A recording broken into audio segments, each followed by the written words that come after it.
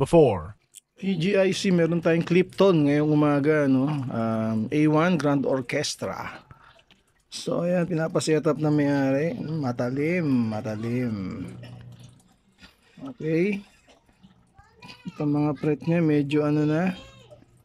Ayan, kailangan na rin na i-replenish. Talim talaga, matalim to. Tapos ang pinaka-issue is, syempre mataas yung action. No, yan ang lagi number 1, kaya pinapaset up. Ayan siya. It's just a tone, di ba? Sabi nga nung flip tone. Walang design. Nilagay lahat nila sa tone at sa brace. Ayan. Okay, setup natin to. Kailangan mapababa natin, no? So, isa sa mahirap i-bridge trim, no? Bridge trim ang Clipton kasi may uka sila. Para mga takamini, mga ganyan, may ibang ganyan. So, try natin. Sana mapababa natin, okay? Oops, teka, tsaka isa sa napansin ko, pahabol ko lang, ayan, palabas yung string.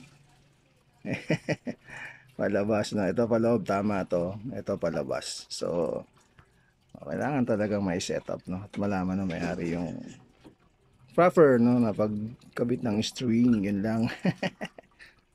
After, Ayan, at ito na mga guitar in charge ang Clipton Orchestra natin. Ayun, tama na yung string, ha. Ayan, papasok lahat. Kita nyo naman at nakalaking string na yan. Ito na yung nuts niya at mga fretboard at mga frets. Ayan, oh. Okay na. Okay, swabe na. Finish na at syempre low action na yan. Ayan, naka low action, no? Kung paano nangyari. Hindi siya mahirapang gumamit. At ayan ang kanyang bridge, hindi na dry, parang bago lang. Ayan, nakikita nyo. Alright, parang wala nangyari. All goods na yan. Pwede lang tubusin na may-ari. Ayan yung mga fret niya. Okay, good na yan. Alright, thank you.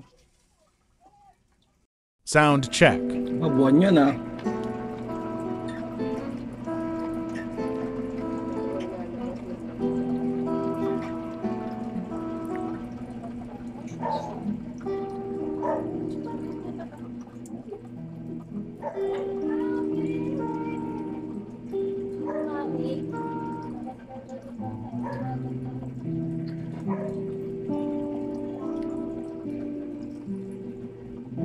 Yan. Effortless na. Gang na. Babayan. Okay. Sarap na gamitin yan, hindi ka na mahirapan talagang. Oh, tipa mo, pitik-pitik na lang.